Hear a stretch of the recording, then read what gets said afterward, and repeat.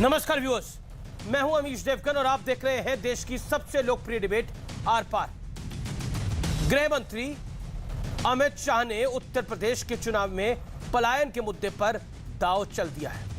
अमित शाह ने कहा कि उत्तर प्रदेश से पलायन कराने वाले आज खुद पलायन कर चुके हैं, यानी जो लोग पलायन करवा रहे थे वो खुद अब बाहर चले गए हैं। उन्होंने ये भी कहा कि पिछली सरकारों में यहां कानून व्यवस्था का हाल देखकर मेरा खून खौल जाता था। अमित शाह के बयान कोई साधारण बयान नहीं है, क्योंकि ये वो मुद्दा है जिसे लेकर 2016 में भी जमकर सियासी संग्राम हुआ था। दावा किया गया कि उत्तर प्रदेश के कैराना से सैकड़ों हिंदू परिवार अपनी दुकान और मकान बेचकर पलायन कर गए। आरोप लगाया गया कि सांप्रदायिक तनाव और डर के चलते हिंदुओं का पलायन हुआ। तो क्या अब एक बार फिर से यह मुद्दा समाजवादी पार्टी पर भारी पड़ेगा? लेकिन दूसरी तरफ बीजेपी राम मंदिर के मुद्दे पर भी अखिलेश यादव को घेर रही है। अमित शाह ने कहा कि अखिलेश यादव तो राम मंदिर के लिए 5,000 का चंदा देने से भी चूक गए, लेकिन अखिलेश यादव कहते हैं कि जब उनकी सरकार आएगी तो बीजेपी से बड़ा राम मंदिर बना देंगे। आज इन तमाम मुद्दों पर होगी देश की सबसे बड़ी बहस। पलायन का जमाना हुआ पुराना, क्योंकि ये नया भारत और नया उत्तर प्रदेश है। यहां पर पलायन करने वाले पलायन कर गए हैं, ये कहा है देश के गृह मंत्री ने।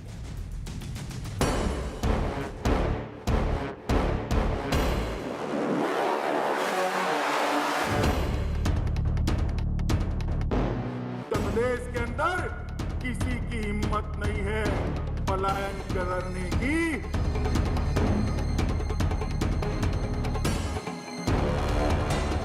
क्या इस सुरक्षा का वातावरण समाजवादी पार्टी दे पाएगी?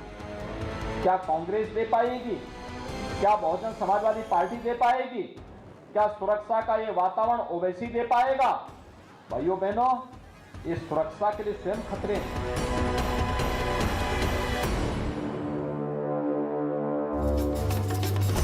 यूपी चुनाव में पलायन पॉलिटिक्स की एंट्री।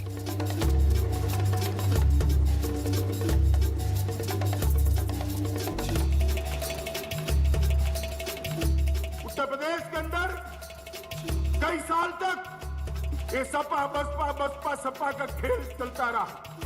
मेरा तो खून खोल जाता था। पश्चिमी उत्तर प्रदेश से कैराना से पलायन शुरू हुआ था, पलायन कराने वालों का पलायन हो चुका। यूपी में कई साल तक सपा और बसपा का खेल चलता रहा। कैराना और पलायन का मुद्दा उठना कोई सामान्य बयान नहीं है। ये सियासत का वो दांव है जिसके दम पर बीजेपी अपने विरोधियों को घेरने का प्लान तैयार कर चुकी है। 2016 में उत्तर प्रदेश के कैराना से सैकड़ों हिंदुओं के पलायन का दावा हुआ। कहा गया कि सांप्रदायिक तनाव और असुरक्षा के चलते 300 से ज्यादा हिंदू परिवार यहां से पलायन कर गए।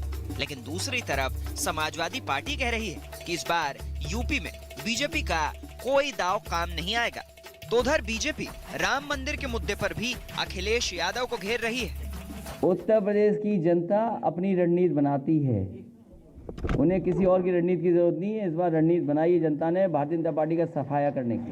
ये अखिलेश एंड कंपनी 2014, 17 और 19 में हमें ताने लगाती थी, मंदिर वही बनाएंगे, तिथि कभी नहीं बताएंगे। अखिलेश बाबू, तिथि बताना नहीं, मंदिर की नींव भी डाल दी है। आप तो 5,000 रुपया देने से भी चूक गए। लेकिन आज सबसे बड़ा सवाल है कि क्या पलायन का मुद्दा उठाकर अमित शाह ने यूपी चुनाव में बहुत बड़ा दांव चल दिया है? आज इसी मुद्दे पर होगी देश की सबसे बड़ी बहस। पलायन का जमाना हुआ पुराना। उत्तर प्रदेश की राजनीति में पलायन एक बड़ा विषय रहा है 2016 के बाद। लेकिन मैं आपको बताता हूं कि पलायन पॉलिटिक्स के दांव के सियासी समीकरण क्या है, इसका विश्लेषण क्या है।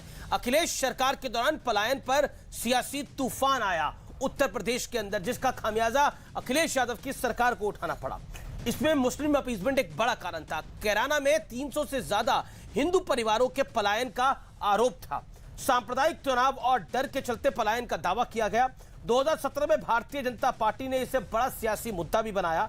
योगी आदित्यनाथ ने कैराना को कश्मीरी पंडितों के साथ जोड़ा था, जो 1990 में हुआ था, 90 के दशक में हुआ था कि कश्मीरी पंडितों की एथनिक क्लिंजिंग हुई थी, कश्मीर से कश्मीरी हिंदू परिवारों को भगा दिया गया था, उससे जोड़ा था योगी आदित्यनाथ ने। योगी सरकार ने टीम भेजकर पड़ताल कराई तो आरोप सही निकले, यानी 300 परिवारों का पलायन हुआ था डर से, खौफ से। हिंदू परिवारों को अपने घर छोड़ के, अपनी दुकान छोड़ के, मकान छोड़ के जाना पड़ा था। क्या पलायन का सियासी दांव समाजवादी पार्टी पर भारी पड़ेगा? यह महत्वपूर्ण बात है। दूसरी तरफ अखिलेश जी कह रहे हैं कि अब मैं मंदिर भी बड़ा बना दूंगा। मेरे साथ बात करने के लिए कई मेहमान हैं। मेरे साथ आज की चर्चा में गौरव भाटिया जुड़ रहे हैं, भारतीय जनता पार्टी के प्रवक्ता भी हैं, सुप्रीम कोर्ट के वरिष्ठ वकील भी हैं। मेरे साथ शादाब चौहान है, शांति की पार्टी के प्रवक्ता है, यानी पीस पार्टी की प्रवक्ता है। इस बार उत्तर प्रदेश में दमखम के साथ इनकी पार्टी चुनाव लड़ने जा रही है। मेरे साथ सुमैया राणा जी हैं, प्रवक्ता समाजवादी पार्टी की है। मेरे साथ इस चर्चा में कांग्रेस पार्टी की नुमाइंदगी कर रही है डॉक्टर रागिनी नायक, उनका अभिनंदन है। मेरे साथ इस चर्चा में प्रोफेसर संगीत रागी हैं, आरएसएस के चिंतक है, विश्लेषक है, आपका भी अभिनंदन है। मैं इस चर्चा की शुरुआत करता हूं सुमैया राणा, सबसे पहले आपसे। ना गौरव के पास आ रहा हूं मैं ना शादाब और ना रागिनी के पास जा रहा हूं। सुमैया जी, आपसे शुरुआत कर रहा हूं। अखिलेश जी पर आज देश के गृह मंत्री अमित शाह ने बड़ा हमला बोला है, कहा कि 5,000 रुपए का चंदा देना भी चूक गए, जो राम मंदिर में वो अपना योगदान दे सकते थे। और यह भी कहा फिर अखिलेश बाबू ने कि हमारी सरकार तो आने दीजिए, मंदिर तो हम बना ही देंगे।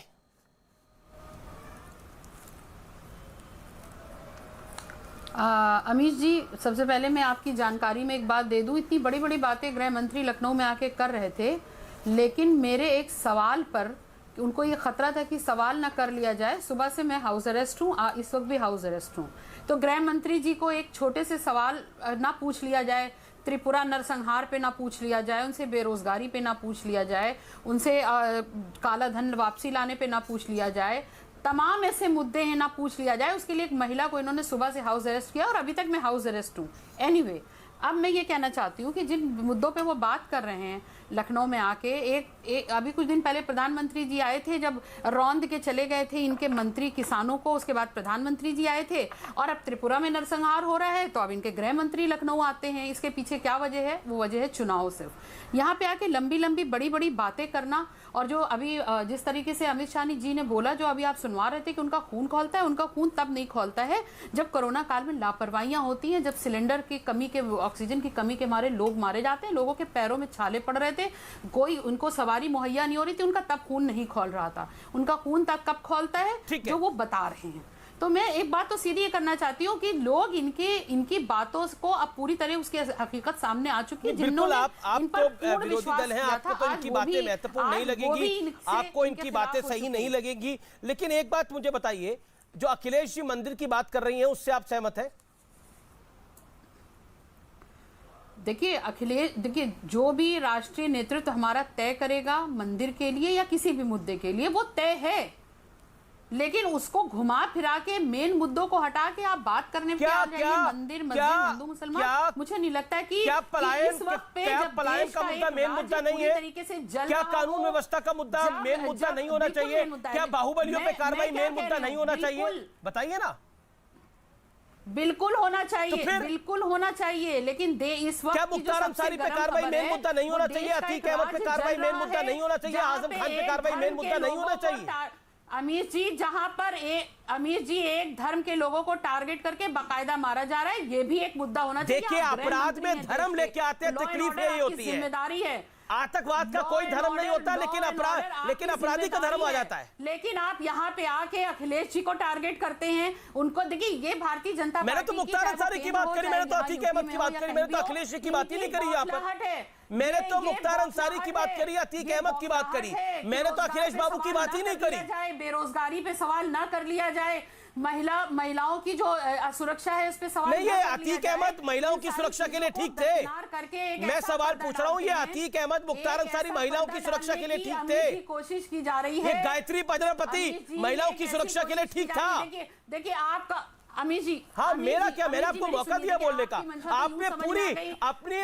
आपने कार्यक्रम के स्टार्टिंग में अपनी पूरी प्रस्तावना रखी है। आपने अपना एक दुखड़ा भी रखा कि आपको हाउस अरेस्ट कर रखा है, वो भी हमने जाने दिया, लेकिन बिना साक्ष्यों के आपने त्रिपुरा की बात कर दी। त्रिपुरा की पुलिस क्या कह रही है वो फैक्ट आपको चेक करना जरूरी नहीं समझा।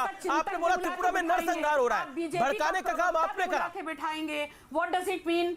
अमित जी, आप बीजेपी का प्रवक्ता भी बुलाते हैं, आप आरएसएस चिंतक भी बुलाते हैं, और आप भी बीजेपी की भाषा ना, मैं तो देश की बात कर रहा हूँ, मैं तो प्रदेश की बात कर रहा हूँ, मैं तो फैक्ट्स की बात कर रहा हूँ। अच्छा ये बताइए, मुख्तार अंसारी हो गया या अतीक अहमद हो गया या आजम खान हो गया, एक सेकेंड, मैं तो लॉ एंड ऑर्डर की बात कर रहा हूँ। आपको क्यों लग रहा है? अरे लॉ एंड ऑर्डर आपको त्रिपुरा में नहीं दिख रहा है? अच्छा, त्रिपुरा की बात करें। अच्छा, त्रिपुरा में क्या हुआ? त्रिपुरा में क्या हुआ है? उनको त्रिपुरा में नहीं दिख रहा है। बिल्कुल सही बात, आपने त्रिपुरा का मुद्दा उठाया। मैं जानना चाह रहा हूं त्रिपुरा में क्या हुआ है, त्रिपुरा में क्या हुआ बताइए। आपको नहीं मालूम है क्या हो रहा है? क्या हुआ आप बताइए ना। क्या आप मुझे बताइए क्या हुआ है? सामने आ रहे हैं, आपको नहीं मालूम? आप मुझे बताइए क्या हुआ है त्रिपुरा में? आप बताइए ना, मैं क्यों बताऊं? क्या हुआ है? देने का काम आपका है, आप बताइए क्या हुआ है। आप बोले देखिए त्रिपुरा में हुआ है, आपने नरसंहार शब्द का इस्तेमाल किया। अब मैं आपसे पूछ रहा हूँ कि आपके पास मौका है बताने का त्रिपुरा में क्या हुआ? बताइए क्या हुआ? हर बार क्या हुआ त्रिपुरा में? अमित जी, मैं अरे आप त्रिपुरा में बता ही नहीं पा रही क्या हुआ? त्रिपुरा में बताइए क्या हुआ है? त्रिपुरा में बताइए क्या हुआ है? बीजेपी का पार्ट मत बना। मैं देश का पाठ पढ़ रहा हूं, और देश का पाठ पढ़ने में अगर किसी को तकलीफ होती है तो होती रहे, बिल्कुल मुझे फर्क नहीं पड़ता। मैडम मैं आपसे सवाल पूछ रहा हूं त्रिपुरा के बारे में। मैं मैडम आपसे सवाल पूछ रहा हूं त्रिपुरा के बारे में। देखिए मैडम आपने त्रिपुरा का बार बार जिक्र किया, त्रिपुरा में क्या हुआ है? आपने बोला त्रिपुरा में नरसंहार हुआ है। क्या नरसंहार हुआ बताइए ना। इसलिए गलत बयानबाजी मेरे कार्यक्रम में ना करें, 100 और कार्यक्रम में वहां करा करें, वहां करा करें, क्योंकि त्रिपुरा पुलिस ने क्या बोला है वो भी मेरे पास है। नॉर्थ त्रिपुरा पुलिस ने मंगलवार की घटना के लिए कानून के मुताबिक कार्रवाई वो कर रही है, ये उन्होंने कहा है। उन्होंने बोला कुछ लोग ट्विटर पर और सोशल मीडिया के जरिए झूठ परोस रहे हैं, भड़काने की कोशिश कर रहे हैं। क्या आप भी उनमें से एक है? त्रिपुरा के नाम पर आप उत्तर प्रदेश की राजनीति को अपनी चमकाना चाहती हैं क्या? क्या हुआ त्रिपुरा के अंदर? त्रिपुरा के अंदर क्या हुआ है? त्रिपुरा की पुलिस ने स्पष्ट कहा है, और यहां पर लोग भड़काने का काम कर रहे हैं और फिर कहते हैं हिंदू मुसलमान कौन करता है?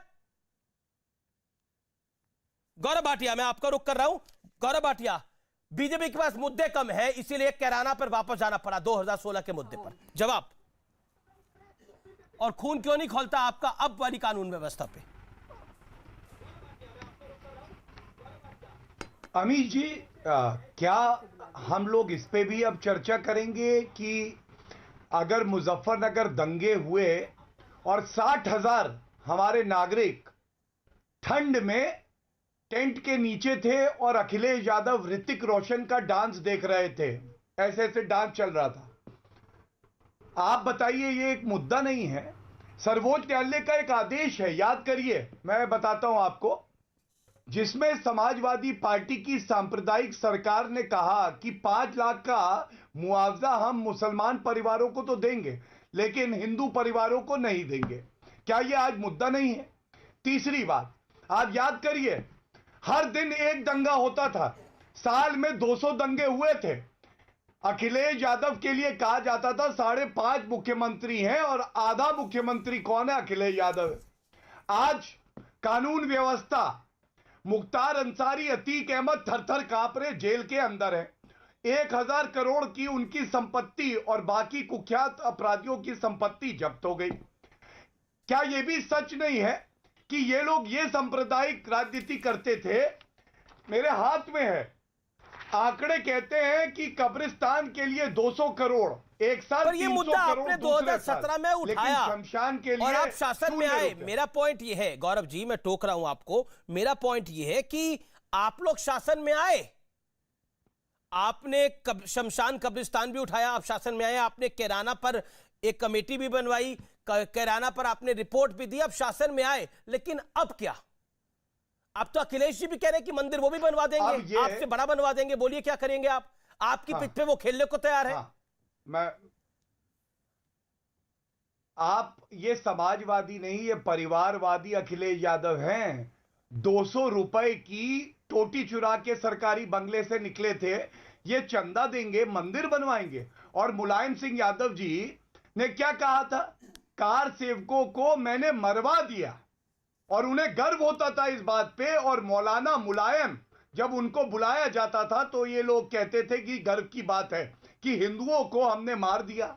आज ये तो बदला है कि उत्तर प्रदेश में गुंडे थर-थर कांपते हैं और जनता की छाती 56 इंच की है। ये तो बदला है कि योगी जी की सरकार में दंगे नहीं हुए, ठीक है। वहां विकास की धारा बह रही है। ये बदलाव जो आया है ना बड़ा, इसी की बात गृह मंत्री श्री अमित शाह जी ने करी। और एक बात और अंत कर रहा हूं, 300 सीटों से ज्यादा हमारी आएंगी, डंके की चोट पे कहते हैं, इनमें इतनी हिम्मत नहीं कि सुमैया राणा जवाब, सुमैया राणा संक्षेप में जवाब, देन रागिनी नायक एंड शादाब चौहान। आपने मुझसे, देखिए आपने मुझसे फोन पे बोला, एक मिनट रुकिए मैं बता रही हूँ ना, आपने मुझसे फोन पे बोला कि यूपी पॉलिटिक्स पे है, ठीक है, नहीं ये दिया हुआ, can you join us at 7 PM? Sumaiya Rana आपको आवाज आ रही है मेरी? सुमैया राणा आपको मेरी आवाज मिल रही है? गौरव भाटिया को जवाब दीजिए। ये क्या जवाब देंगे बताइए। लगता है आवाज नहीं जा रही। सुमैया आवाज मिल रही है आपको? लगता है सुमैया तक आवाज नहीं जा रही। मैं रागिनी जी का रुख करता हूं। रागिनी नायक, आपने गृह मंत्री आज अमित शाह को सुना, हालांकि उन्होंने कांग्रेस पे कोई बड़ा हमला नहीं करा, कांग्रेस उत्तर प्रदेश में बहुत बड़ी प्लेयर नहीं है, लेकिन प्रियंका जी मेहनत करने का प्रयास कर रही हैं। और क्या आपको लगता है इस पूरी लड़ाई के अंदर पलायन का मुद्दा एक बार फिर बीजेपी ने उठाया है और कहीं ना कहीं टारगेट जो है उससे सियासी है? अमीश जी, उत्तर प्रदेश में चुनावी बिगुल बजा नहीं और भाजपा के बगुला भगत अपनी पुरानी पोथी पढ़ने के लिए आ गए। और दुख की बात यह है कि धर्म को हथियार बनाकर वही पुराना हथकंडा अपनाया जा रहा है। तो मुझे ये कहना ही पड़ेगा कि वो महफिल को फिर से सजाने लगे हैं, भूले बिसरे गीत फिर गुनगुनाने लगे हैं। जब खिसकने लगी है सियासत की कुर्सी, वो हिंदू मुस्लिम को आपस में लड़ाने लगे हैं। तो मैं तो ये कहना चाहती हूँ अमित शाह जी को, हालांकि उन्होंने सीधा सीधा वार किया समाजवादी पार्टी पर और उनकी प्रवक्ता जवाब देगी, लेकिन पलायन के मसले में थोड़ा ज्ञानवर्धन अमित शाह जी का और भाजपा प्रवक्ता का मैं जरूर करना चाहती हूँ अमित जी आपके माध्यम से। तो आज भी देश में सबसे ज्यादा पलायन उत्तर प्रदेश और बिहार से होता है, जहां पर भाजपा की डबल इंजन की सरकार है। और ये पलायन होता है भूखमरी के कारण, बेरोजगारी के कारण, महंगाई के कारण, ठप पड़े धंधे पानी के कारण और पेट पर पड़ी हुई लात के कारण।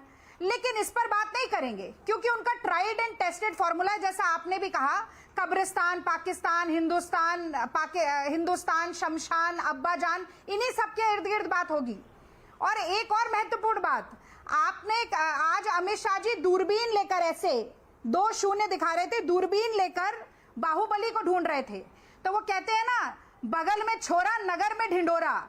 भाई सबसे बड़ा बाहुबली आज जिसका बेटा अंदर है, सुप्रीम कोर्ट से फटकार पड़ चुकी है, उस गृह राज्य मंत्री को बगल में खड़ा करके बाहुबली ढूंढ रहे हैं। और महत्वपूर्ण बात यह है कि अपने समय में सबसे बड़े बाहुबली वही गुजरात के थे, तड़ीपार भी हो गए थे, तो दूसरे कहां बाहुबली नजर आएंगे उनको। तो इस तरीके का मजाक उत्तर प्रदेश की जनता के साथ आज एक बड़े मंच पर अमित शाह जी ने जो किया है, मुझे लगता है कि आज अपनी जगहसाई की है। और राम मंदिर पर एक लाइन और बोल दूं, फिर आप चले जाइएगा गौरव भाटिया जी के पास।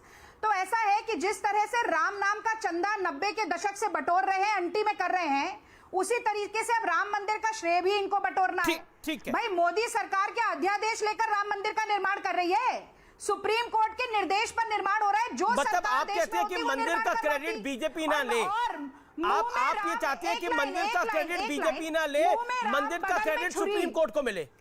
मुंह में राम, सुनिए ना, देखिए ये हर राजनीतिक दल ने कहा था कि सुप्रीम कोर्ट का जो निर्णय होगा वो उसका पक्ष हम, वही तो फर्क है। सब राजनीतिक दलों ने कहा था कि जो सुप्रीम कोर्ट का निर्णय होगा वो हम मानेंगे, लेकिन बीजेपी ने कहा था हम सौगंध राम की खाते हैं, हम मंदिर वहीं बनाएंगे। फर्क वहीं आ जाता है ना मैडम, आपने खुद ही बात बोली इस बात को। ठीक है, ओके सुधा, ओके पूरी करने दीजिए। ठीक है, आपने अपनी बात को करा। गौरव भाटिया, जिन लोगों की राजनीति ही मुंह में राम बगल में छुरी पर चल रही हो, वो राम राम बोलते हैं तो भी लोगों को अब मरा सुनाई देता है। और रामचरितमानस में लिखा है, निर्मल मन जन सो मोहि पावा मोहि कपट छल छिद्र न ठीक है भावा। मैडम, ये मैडम कपटी लोग संक्षेप में। राम के नाम ठीक है का सिर्फ रागनी, आपने अपनी बात को रख लिया। गौरव भाटिया, गौरव अब तो भाटिया, गौरव राम के भाटिया, राम मंदिर के जमीन को शदाब भी लगातार जमीन में इंतजार भी कर रहे घोटाला हैं। उसका भी चंदा खा रहे हैं। जी चंदा चोर है, जी चंदा मैडम, चोर। मैडम आपने अपनी बात को रख लिया। गौरव भाटिया, क्या देखिए, कांग्रेस में प्रवक्ता आते हैं, अध्ययन नहीं करके आते हैं। इन्होंने बात करी मुजफ्फरनगर दंगे जब हुए थे ना, ये सर्वोच्च न्यायालय का एक फैसला है। इस फैसले में क्या लिखा है बता दूं आपको। इसमें लिखा है कि केंद्र में जो आप कांग्रेस की सरकार थी ये फेल हो गई और दंगे होने दिए, और प्रदेश में सपा की सरकार थी। दूसरी बात, आज एक बड़ा प्रश्न है, जगदीश टाइटलर जिसने नरसंहार किया आरोपी है, उसको सोनिया गांधी जी ने महिमा मंडन करके दिल्ली प्रदेश कांग्रेस कमेटी का सदस्य बनाया। क्यों बनाया बताएंगे ये। तीसरी बात, अगर प्रियंका वाड्रा गांधी में राजनीतिक हैसियत है तो वो चुनाव लड़े। मैं बताऊं, उत्तर प्रदेश की जनता कह रही है कि प्रियंका वाड्रा गांधी की जमानत जब्त हो जाएगी, ये उत्तर दे दे। चौथी बात, सोनिया गांधी जी ने 2 साल से रायबरेली क्या एक बार भी जाना सही समझा? कोविड के संकट में मुख्यमंत्री योगी आदित्यनाथ जी गौरव मेहनत कर रहे थे, लेकिन सोनिया गांधी जी कहीं नहीं दिखाई दे रही थी। और एक बात और कह दूं, खानदानी चोर कौन है? खानदानी चोर आपको पता है? छोटा सा बच्चा पैदा होगा, पूछ लीजिए, कहेगा कांग्रेस पार्टी। सोनिया गांधी, राहुल गांधी दोनों बेल पे बाहर हैं। और जहां तक ये लोग गुंडों की बात करते हैं, तो मुख्तार अंसारी को कौन बचा रहा था? अमित जी, अब इतना मुझे भी जवाब देने का मौका अंसारी को दीजिएगा, बचा इतना रही थी निर्विरोध। प्रियंका वाड्रा गांधी। जवाब रागनी, रागनी जवाब। उत्तर प्रदेश 30 सेकंड रागनी जवाब, देन शदाब चौहान। इनकी प्रतिज्ञा है ना, प्रोफेसर 7 प्रतिज्ञा है। एक मेरा मिनट। चेहरा हट रहा है, इनकी इस 7 पे zoom कर प्रतिज्ञा है। 7 सीटें इनकी नहीं आने वाली हैं अमीर जी। इनको दूरबीन से भी अगर ढूंढेंगे तो कांग्रेस कहीं नहीं दिखाई देगी। और इसीलिए ना ये 3 में ना 13 में, और ये खत्म अमित जी, होने अब वाला है। मुझे जवाब देने का मौका दे धन्यवाद। दीजिए। बोलिए। मैंने धैर्य से सुना भाजपा प्रवक्ता को। किस लिए? तो देखिए, अभी दशहरा गया है, जगदीश टाइटलर पे बताइए। रावण जलकर भस्म हो गया। जगदीश टाइटलर पे बताइए। लेकिन गौरव। हाँ, मैं बता रही हूँ, लेकिन अरे, भारतीय सबसे बड़ा जनता पार्टी रावण का और उनके राहुल गांधी प्रवक्ता है। नेताओं का राहुल अहंकार गांधी भस्म रावण नहीं है हुआ। सबसे बड़ा। आप देखिए मेरा गौरव जी, मैं सवाल आपके बीच पहला। में नहीं बोली। गौरव। देखिए, मैं आपको कुछ कहूंगी, आप मुझे कुछ कहेंगे, कोई फायदा नहीं होगा। अगर अच्छी बहस सवालों करते हैं ना, के एक उत्तर शुरुआत नहीं करते हैं, ये देंगे। हम दोनों ही करते हैं। क्यों? अभी आपको समय मिला? आपको समय मिला आप कि नहीं चुप मिला? होंगे तो मैं मैंने सवालों आपसे के सवाल उत्तर पूछ दूंगी। लिए। आप आपको डर मुझे लग गया? 1-1.5 मिनट का समय तो दीजिए। चलिए, अमित जी। जगदीश टाइटलर पे उत्तर दे अमित जी, दीजिए। मुझे अच्छा, ठीक है, गौरव। जगदीश टाइटलर जिसने नरसंहार किया। अमित जी, आप एंकर हैं या सिखों का, भाजपा प्रवक्ता उसको एंकर क्यों हैं? कमेटी में जगह या दी? आप भाजपा बताइए। प्रवक्ता हैं? क्या बात है, क्या? ये इसमें निर्धारित क्या कर गलत लीजिए, आप बात है? फिर मेरे पास आ पूरा जाइए। देश अब फूट रहा है, रागनी, कांग्रेस नहीं, देखिए यही प्रॉब्लम है।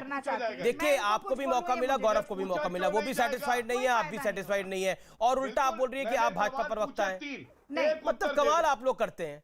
मतलब आप दोनों को मौका मिल रहा है। जवाब तो देने दीजिए। क्या मैं गौरव के बोलिए, बीच आप में बोलिए, बोली? अपनी बात को बोलिए आप ना। बताइए अमित जी, जवाब क्या मैं क्या गौरव के आपसे? बीच में गौरव ऑडियो, अब गौरव मुझे ऑडियो डाउन करना नहीं, पड़ेगा। आप मुझे भी सिंगल बोलिए। स्क्रीन पर करके जवाब लीजिए, जैसे आपने एक सेकेंड देखिए, अब आप ये प्रवक्ताओं को ये गाइडलाइंस किसी को देने की जरूरत नहीं है। मुझे सिंगल स्क्रीन पे लीजिए, फलाने का ऑडियो डाउन करिए, आप अपनी बात को रखिए। गौरव देखिए, मैं आप दोनों के पास जाऊंगा, मैं शदाब चौहान के पास चला जाऊंगा। बोलिए आप, रागनी बोलिए प्लीज। 1 मिनट का जी रागनी जी बोलिए। हाँ, तो देखिए, मैंने कहा कि अभी दशहरा गया, दशहरे में रावण जल के भस्म हो गया, लेकिन अहंकार जो है भारतीय जनता पार्टी का, उनके प्रवक्ताओं का, वो भस्म नहीं हुआ। जगदीश टाइटलर सुबह से ये प्रेस वार्ता कर रहे हैं, खुद ही ज्ञान अर्जित करके नहीं आए। जगदीश टाइटलर कन्विक्टेड तो छोड़िए, चार्जशीटेड भी नहीं है। और ये मैं आपको खबर दिखा रही हूं, हिंदुस्तान टाइम्स की 2 फरवरी 2002 की खबर है, जिसमें लिखा है कि 49 आरएसएस के कार्यकर्ताओं पर 14 एफआईआर हुई सिख दंगों में 1984 में। ये खबर है। तो पहले जरा अपने गिरेबान में झांक कर देखें, फिर दूसरों के ऊपर बात करें। और मैं कह रही हूं कि अतीक अहमद हो, मुख्तार अंसारी हो, सब जेल में हैं, लेकिन अजय मिश्रा टेनी को इस्तीफा भी नहीं लिया गया है, पद से हटाने का भी काम नहीं किया गया है। अगर आप एडीआर का सर्वे देखें तो 37% जो भाजपा के एमएलए हैं उनके ऊपर गंभीर आपराधिक मामला, यानी कि 83 ऐसे एमएलए हैं उत्तर प्रदेश में भाजपा के जिनके ऊपर बलात्कार और हत्या का रागिनी मामला है। मुख्तार अंसारी तो को मैं जानना पंजाब में चाहती हूँ कांग्रेस कि की कौन से सरकार ही विकास की बचा धारा रही ले थी। है। धारा मुख्तार विकास की अंसारी नहीं को है। पंजाब में गंगा कांग्रेस की का धारा शासन में ही बचा रहा लाशें था। बह रही थी कोरोना के इंटरेस्टिंग समय ये में। बहुत है। चिताएं मैं शादाब जल चौहान रही का थी मुझे रुक करना कांग्रेस पड़ेगा। के Shadab Chauhan, Lakhimpur Gaurav Bhatia hold on, Gaurav Bhatia hold on, Shadab Chauhan, Shadab नहीं देखिए, शादाब चौहान अभी तक कार्यक्रम में नहीं आए, प्रोफेसर रागी अभी तक कार्यक्रम में नहीं आए, मुझे उनके पास जाना पड़ेगा। शादाब एक सेकंड, मैं रागिनी आपको आगे मौका दूंगा। शादाब, आप जो गृह मंत्री का दौरा हुआ, रागिनी इंतजार करिए, जो गृह मंत्री का दौरा हुआ और उसमें जो पलायन की बात बोली, वाकई वो बात सत्य है, पलायन तो हुआ था कैराना से। अमीश जी, पलायन नामी जिन 2016 में मुसलमानों को बदनाम करके एक सांप्रदायिक माहौल तैयार कर मुसलमानों को एक विलन बताते हुए राजनीतिक लाभ के लिए तैयार किया गया, जिसकी फैक्ट फाइंडिंग जो टीम सी को रिपोर्ट दे दे और बेशक पलायन होता है हमारे उत्तर प्रदेश में गांव से। अरे सुन लीजिए, रिपोर्ट पे बात को सत्य पाया गया, रिपोर्ट आई। Amish, let me complete. नहीं, let me, I am letting you complete. मुझे वो रिपोर्ट दे दीजिए। आप फैक्ट को झुठला रहे हैं। योगी आदित्यनाथ की सरकार ने जो फैक्ट फाइंडिंग टीम बताई थी, उसकी रिपोर्ट आई और उस रिपोर्ट में आया हुआ कि सारे आरोप सही थे। कैराना में पलायन हुआ, लोगों ने मकान दुकान छोड़ के चले गए थे अपनी। ऐसे कौन अपना घर छोड़ देगा? आज की तारीख में कहते कश्मीरी पंडितों ने भी अपना घर नहीं छोड़ा था, खुद से चले गए थे वो। बिल्कुल सुन लीजिए। अब अमीश जी, मुझे पूरी बात, क्योंकि मैं उत्तर प्रदेश का नागरिक हूं और कैराना मेरे घर जैसा है, तो मैं इसलिए पूरी कंप्लीट कर ले दीजिए। कैराना से लोग जो गए थे उसमें 70% लोग कारोबार की वजह से गए थे, क्योंकि यह हमारा कल्चर है कि हम सिटी एरिया की तरफ कारोबार को जाते हैं। कैराना सिटी एरिया नहीं है, एक छोटा सा नगर है, इसलिए लोग मूव किए। और मैं मानता हूं कि उत्तर प्रदेश के अंदर आपराधिक स्थिति रही है, आज भी है, और आज भी हालात ये है कि रोजाना बलात्कार की घटनाएं आज भी होती हैं, लूट डकैती की आज भी उत्तर प्रदेश में होती है, मर्डर आज भी होते हैं। और आपने बोला मुसलमानों को बदनाम करने के लिए, यहां पे मुसलमानों का नाम किसने ले लिया? खुद ही आपने बदनाम करने की बात कर रहे हैं आप। मैंने इसलिए लिया क्योंकि योगी आदित्यनाथ जब उपचुनाव में बड़े बड़ी भाषण दे रहे थे और ये कह रहे थे कि इनसे डर करके, किसी ने कहा टोपी वालों से डर करके, तो वहां लोग धर्म की वजह से डर के नहीं गए थे, अपनी प्रगति के लिए। और जो वहां का अपनी प्रगति के लिए, कश्मीरी पंडित ने अपनी प्रगति के लिए अपना मकान दुकान अपने बर्तन छोड़ के चले गए थे। आप कश्मीर बहुत अच्छी बात है ये। नहीं, अफगानिस्तान में भी जो हवाई जहाज से लटक के आ रहे हैं वो अपनी तरक्की के लिए आ रहे हैं अफगानिस्तान से बाहर। अमीश जी, जिस प्रकार से आपने गौरव को, रागिनी को मौका दिया, मुझे मौका दीजिए। मैं गृह मंत्री जी के राम मंदिर वाली अरे सबसे ज्यादा शिकायत तो आप गौरव और रागिनी की, सबसे ज्यादा शिकायत तो रागिनी जी कर रही हैं, गौरव जी कर रहे हैं। बोलिए। चलिए, वो उनको करने, उतना समय मुझे दे दीजिए, मैं शिकायत नहीं करूंगा, क्योंकि ये सब होना चाहिए। गृह मंत्री जी ने कहा कि राम मंदिर बन रहा है, तो आज मैं धन्यवाद दूंगा अमित शाह जी का, उन्होंने बता दिया कि सुप्रीम कोर्ट से दबाव में बीजेपी ने फैसला दिलवाया था, न्याय पर फैसला नहीं था। उन्होंने कहा हम बनवा रहे हैं। दूसरी लास्ट पॉइंट, अखिलेश जी कहते हैं हम मंदिर बनवाएंगे, मतलब साफ है कि सब मंदिर खेल रहे हैं, किसी को देश की चिंता नहीं है। और याद रख लीजिए कि राम मंदिर में कौन चंदा दे चंदा नहीं दे ये इंपॉर्टेंट नहीं है, लेकिन जो ढूंढ रहे थे ना दूरबीन से, उनके बराबर में अपराधी खड़ा था और खुद ये तड़ीपार है, तो क्या ढूंढेंगे? और पलायन के नाम पर जिन फैलाने वालों का जवाब 2022 में जनता देगी। ठीक है, रोजगार मुद्दा होगा, अहकाम इलाही निजाम मुस्तफा का राज होगा। ये आपने बोली ना अपने एजेंडे की बात, निजाम मुस्तफा का राज होगा। संविधान का राज नहीं चाहिए आपको, निजाम मुस्तफा का राज चाहिए प्रोफेसर रागी।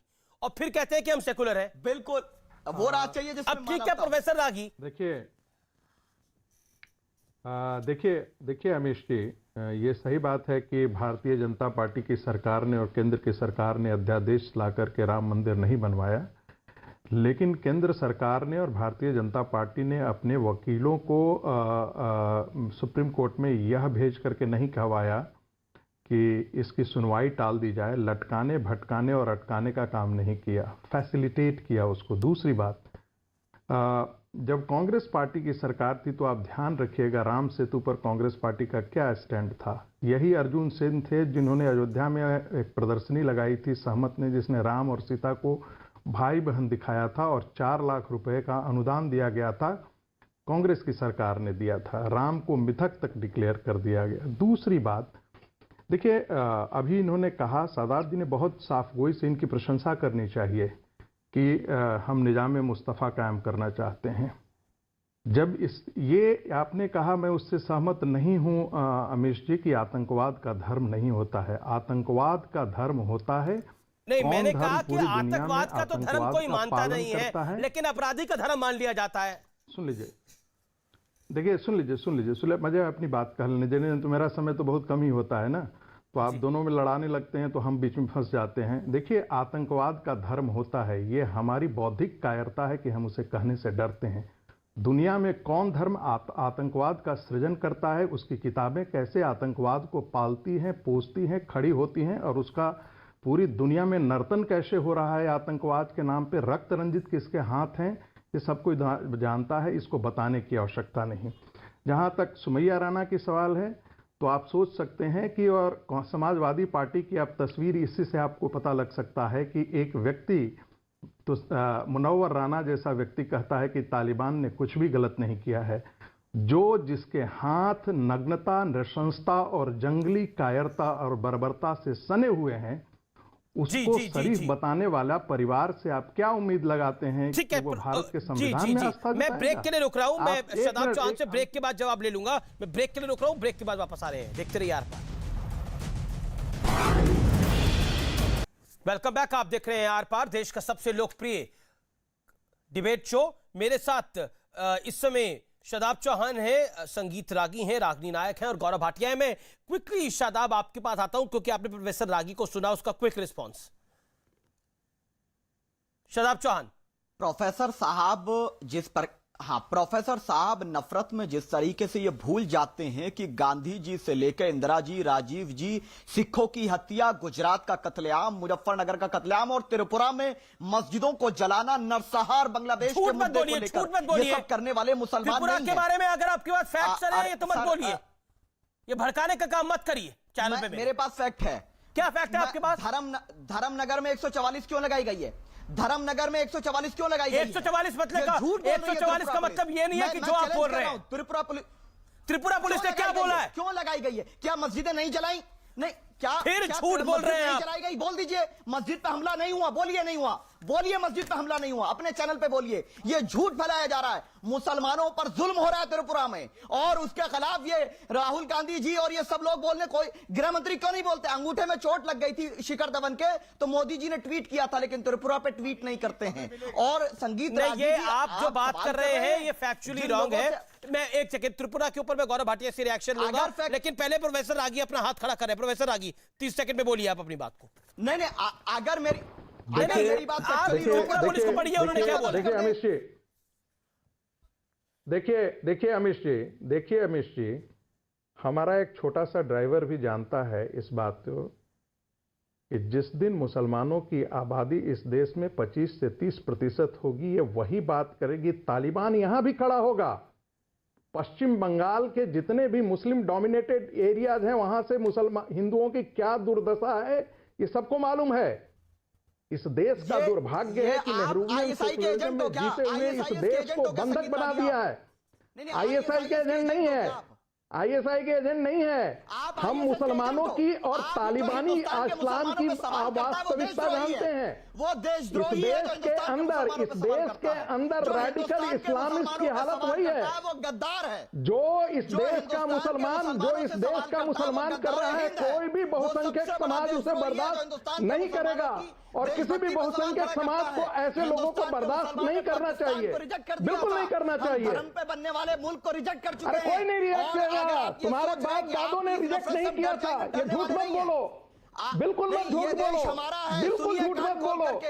यही इन्हीं मुसलमानों ने, उत्तर प्रदेश के मुसलमानों ने ही पाकिस्तान के पक्ष में मतदान किया था। तुम्हारे बाप दादों ने ही पाकिस्तान के पक्ष में मतदान किया था। ये झूठ मत बोलो, बिल्कुल झूठ मत बोलो। देखिए विषय पे रहिए। नहीं, देखिए मुझे लगता है कि इसको तुम कर दिया, अंग्रेजों के तलवे चाटने वाले आप। नहीं, देखिए जो त्रिपुरा पुलिस ने कहा उन्होंने बिल्कुल स्पष्ट कहा कि कुछ लोग सोशल मीडिया पर अफवाह और भड़काऊ संदेश फैला रहे हैं।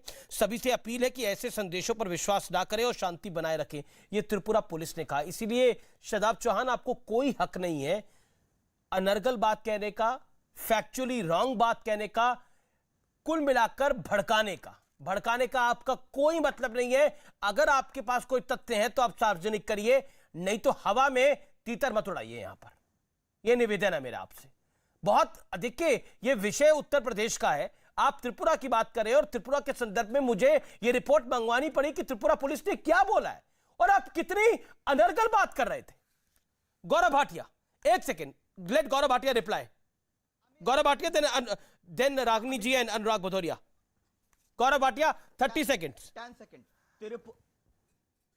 त्रिपुरा मामले में जो मैंने कहा, मैं कायम हूं। मस्जिदों नहीं, देखिए शादाब, देखिए विषय वो मेरा है नहीं, लेकिन आप उसको लेकर आए हैं, इसलिए मुझे त्रिपुरा पुलिस का कोड बताना पड़ा। गौरव। अमीश जी, बड़े भारी मन से एक बात आज आपसे कहूंगा।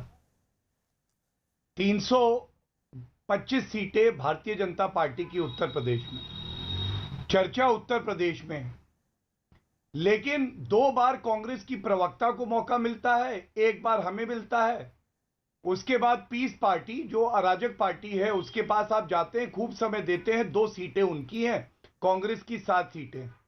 यह कितना उचित है, इस पे आत्मचिंतन जरूर करिएगा। लेकिन मेरी एक जिम्मेदारी है भारतीय जनता पार्टी का, मैं राष्ट्र प्रवक्ता हूं। त्रिपुरा पे पहले उत्तर देता हूं, शादाब की बात पे देता हूं, फिर कांग्रेस पे आता हूं। जी जी जी, उम्मीद रखता हूं थोड़ा समय आप देंगे। जी जी, आपके पास 50 सेकंड अपनी बात रख लीजिए। जी, देखिए कैसे भ्रम फैलाया जाता है। ये बड़े ही प्रतिष्ठित वेबसाइट की, अखबार की एक खबर है। डीजीपी त्रिपुरा कह रहे हैं, और मैं पढ़ देता हूं, no mosque was burned, pictures fake.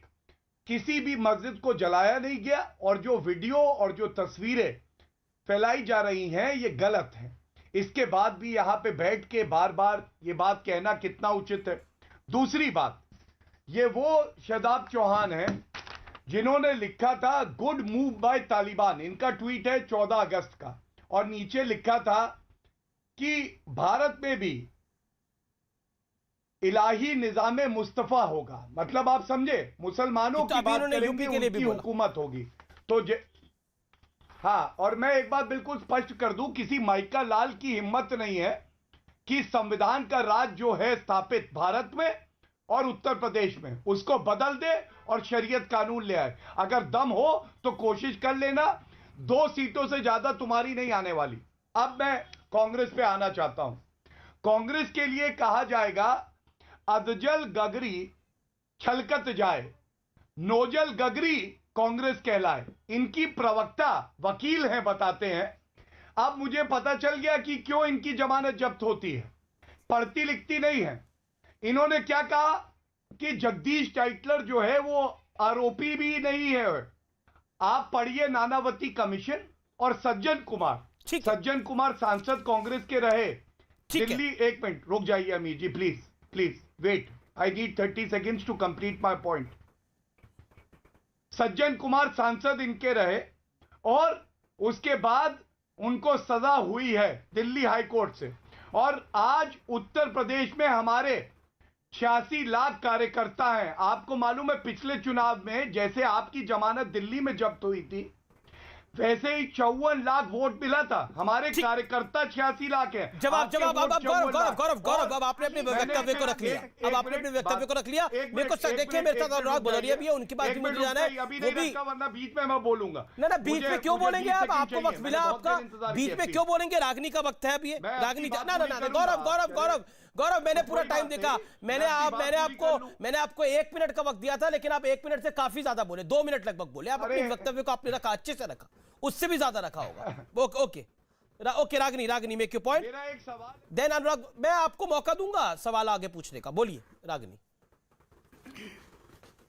Amish जी, देखिए, सबसे पहले तो जो आपके दर्शक देख रहे हैं वही जान जाएंगे कि कौन झूठ बोल रहा है, कौन सच बोल रहा है। मैंने कहा कि जगदीश टाइटलर कन्विक्टेड तो छोड़िए, चार्जशीटेड भी नहीं है, and I stand by my statement. आप गूगल पर आपके दर्शक सर्च कर सकते हैं, पहली बात। झूठ ये बोल रहे हैं। सज्जन कुमार जी कन्विक्टेड है तो जेल में है, कांग्रेस के किसी पद पर नहीं है। लेकिन आज भी अजय मिश्र टेनी इस देश के गृह मंत्री के साथ मंच साझा कर रहे हैं। जब उनके खुद के लड़के ने, कपूत ने लखीमपुर में नरसंहार किया, हत्याकांड किया, इस बात पर भी मैं जमी रहूंगी, अड़ी रहूंगी। अब मैं दूसरी बात पर आती हूं।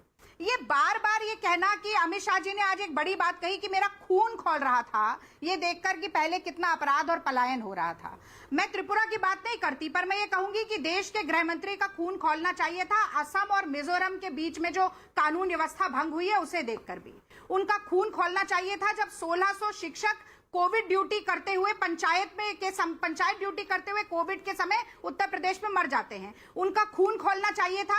जब उत्तर प्रदेश में 5 लाख वैकेंसीज रहती हैं और लोग बेरोजगार होकर घूमते हैं, उनका खून खोलना चाहिए था। जब लखीमपुर और उन्नाव जैसी घटनाएं होती हैं, एक मिनट पूरा करने दीजिए, उनका खून तब भी खोलना चाहिए था जब गंगा के पाट लाशों से पट गए थे। उनका खून खोलना चाहिए था जब 150 विधायक भाजपा के अपनी ही सरकार के खिलाफ सदन में बैठकर कह रहे थे कि हमें बोलने नहीं दिया जा रहा है। उनका खून खोलना चाहिए था जब भाजपा के सांसद कौशल किशोर और राजेंद्र अग्रवाल स्वयं कोविड मिसमैनेजमेंट की बात कर रहे थे। अमित शाह का खून तब नहीं खोलेगा क्योंकि वो सिर्फ चुनावी जुमलेबाजी करने के लिए आते हैं। उत्तर प्रदेश की दशा बद से बदतर हो रही है और यही कारण है कि आज डूबते को तिनके का सहारा जिस तरह चाहिए होता है, भाजपा को धर्म पर अपनी सियासत करने का सहारा चाहिए है और वही आज उन्होंने किया। पूत के पांव पालने में दिख गए। अगर धर्म को हटा दिया जाए तो चुनाव लड़ने के लिए बैसाखी अनुराग भदौरिया, आज अमित शाह ने जो बोला वो हमारे सामने है, लेकिन अखिलेश जी ने भी बोला। अखिलेश जी ने बोला कि हम भी मंदिर बनाएंगे, अब इस पे क्या बड़ी बात है। लेकिन अमित शाह ने बोला कि चंदा ही दे देते 5000 का, उससे भी छूट गए। नहीं, पहले तो उनको बोलना चाहिए था दान और दक्षिणा दी जाती, चंदा नहीं जाता। इसीलिए कहते ना इनको प्रोग्राम के बारे में पता ही नहीं है। जो प्रोग्राम की जमीन का सौदा कर रहे हो, जो जमीन में दलाली खा रहे हो, प्रोग्राम की क्या बात करेंगे। और खून खोलने की बात, कोविड काल में हमारे अपने लोग, लाखों लोग बिना ऑक्सीजन के तड़प के मर गए और खून खोला ही नहीं। कैसा खून है भैया जो अपने लोगों के मरने पे नहीं खोला। यहाँ पे उत्तर प्रदेश के अंदर में जहरीली शराब पीने से हजारों लोग की मौतें होगी, खून खोला ही नहीं।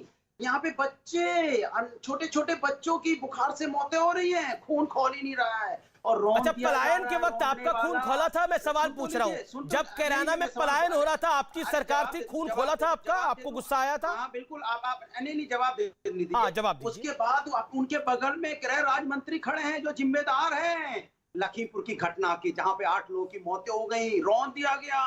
अंग्रेजों जैसा शासन, खून खोला ही नहीं। खून है कि भैया समय समय पे खोलता है, समय समय पे नहीं खोलता। कैसा खून है भैया? ऐसा खून तो पता लगाना पड़ेगा।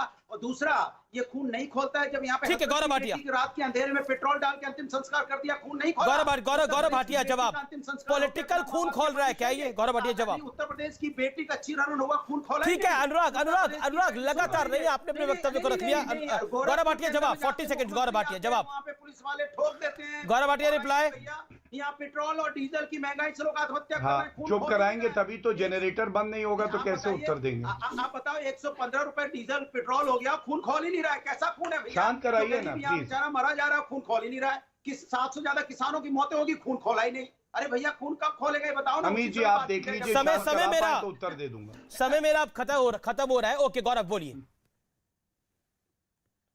धन्यवाद। देखिए, सबसे पहले तो मैं बिल्कुल स्पष्ट कर दूं, प्रियंका वाड्रा गांधी की ये राजनीतिक हैसियत नहीं है कि वो चुनाव लड़ ले, और चुनाव लड़ेंगी तो उनकी जमानत भी वैसे ही जब्त होगी जैसे रागिनी नायक की हुई थी। और सपा की बात करते हैं, ये वो लोग हैं जो कहते थे कि हमने राम सेवकों को गोली से मरवा दिया। आज ये मंदिर बनाने की बात करते हैं, ये तो हमारी विचारधारा की बहुत बड़ी जीत है। दूसरी बात, आप बताइए, क्या ये सत्य नहीं है कि जब सपा का राज था तो उसे कहते थे जंगल राज, गुंडा राज। 2014 में 5150 हत्याएं हुई, सबसे ज्यादा, सर्वाधिक। 2013 में 5041 सर्वाधिक। ये 30% से 40% की कमी आ गई है। कैसे? क्योंकि आज कानून का राज है, ये फर्क है। और एक बात मैं और कह दूं, हमारे यहाँ सबका साथ, सबका विकास, सबका विश्वास और सबका प्रयास, इस नीति से हम आगे बढ़ते हैं। हम धर्म के आधार पे भेदभाव नहीं करते। Shut up. शादाब, बीजेपी कह रही है कि हम तो सबका साथ, सबका विकास और सबका विश्वास लेकर आते हैं, लेकिन आप तो निजाम मुस्तफा ला लेके आना चाहते हैं, बताइए। बिल्कुल, ये धर्म के नाम पर राजनीति नहीं, तो निजाम मुस्तफा के नाम पे तो पॉलिटिक्स आप कर रहे हैं ना, सेकंड क्लास सिटीजन बनाते हैं। निजाम मुस्तफा के नाम पे राजनीति तो आप कर रहे हैं। बीजेपी ने तो नहीं कहा, कांग्रेस ने तो नहीं कहा, सपा ने तो नहीं कहा कि हम निजाम मुस्तफा लेके आ रहे हैं। आप तो धार्मिक बात कर रहे हैं, आप ही ने बोला इस कार्यक्रम के अंदर। देखिए, अरे लोग तो चुपचाप कर रहे हैं, आप तो खुला एलानिया कर रहे हैं। देखिए, मैं पानी की तरह साफ हूं, उस साफ गंगा के जल की तरह एकदम साफ हूं मैं। दूसरी बात मैं स्पष्टता से कह दूं कि हम धर्म के नाम पर भेदभाव करने के खिलाफ है। अहकाम इलाही निजाम मुस्तफा के राज में किसी से अत्याचार नहीं होगा। अखिलेश जी तो मंदिर बनवाने लगे, क्यों नहीं? वो न्याय की बात नहीं। मेरा काउंटर सवाल यह है शादाब जी, निजाम मुस्तफा क्यों, संविधान का राज क्यों नहीं? अभी बोल पा रहे हैं ना आप? अभी बोल पा रहे हैं ना? कहां है निजाम मुस्तफा? तालिबान में निजाम मुस्तफा ही ना, बोल पाएंगे ऐसे? बोल पाएंगे ऐसे? मैं जानना चाह रहा हूं सीरिया में क्या है? क्या रामराज की, सीरिया में क्या है? क्या रामराज की बात नहीं हुई? क्या रामराज की बात नहीं हुई? अंबेडकरवाद की बात नहीं हुई? लोहिया राज, अंबेडकरवाद, रामराज है जिस आइडियोलॉजी में जस्टिस है। It's ideology of justice. Professor Ragi, ये जस्टिस की बात कर रहे हैं। प्रोफेसर रागी जवाब। देखिए अमीश जी, निजाम मुस्तफा का मतलब है जिस प्रकार से कश्मीर के अंदर से 4.5 लाख कश्मीरी पंडितों को भगा कर दिया गया और शर्त कहा गया कि तुम अपनी बेटियों को और अपनी पत्नियों को छोड़ जाओ और अब पुरुष लोग यहां से भाग लेकिन जाओ। ये तो कह रहे हैं कि निजाम मुस्तफा का मतलब पूरा इंसाफ की बात है। निजाम मुस्तफा और आतंकवाद में कोई फर्क नहीं है। 1400 साल के इतिहास में रक्तपात से सना हुआ है। सीरिया की बात करें, जॉर्डन की बात करें, उगांडा की बात करें, किस का नाम ले, यूरोप तक में, सदर्न फ्रांस तक, सदर्न स्पेन तक, कहां बात करें। 1400 साल का इतिहास तो और कुछ नहीं है। मानवीय संवेदना के आधार पर मेरे पास समय इतना ही है। लेकिन रागिनी नायक, आप 10 सेकंड अपनी बात को रखिए, 10 सेकंड। अब हाथ खड़ा कर रही है। अमीश, देखिए, मैं कहना चाहती हूं कि प्रियंका गांधी उत्तर प्रदेश में लोगों के आंसू पोंछने का काम कर रही है, अमित शाह आंखों में धूल झोंकने का काम कर रहे हैं, इसीलिए भाजपा की टाइटा फिश। ठीक है, गौरव भाटिया। और मैं गौरव भाटिया से सिर्फ ये कहना चाहती हूँ कि इनकी पार्टी इनको Gaurav Bhatia 10 second, Gaurav Bhatia 10 second reply. देखिए, ऐसा है कि रागिनी नायक हो चाहे प्रियंका वाड्रा गांधी हो, इनकी कोई राजनीतिक हैसियत नहीं है। 2 सीटें नहीं आएंगी और देखिएगा परिणाम आएंगे, ये खुद एक साथ। शुक्रिया आपका हमारे साथ जुड़ने के लिए शुक्रिया। लेकिन आज की चर्चा का निष्कर्ष यही है कि अभी उत्तर प्रदेश का चुनाव है, बवाल तो अभी और होगा। नमस्कार।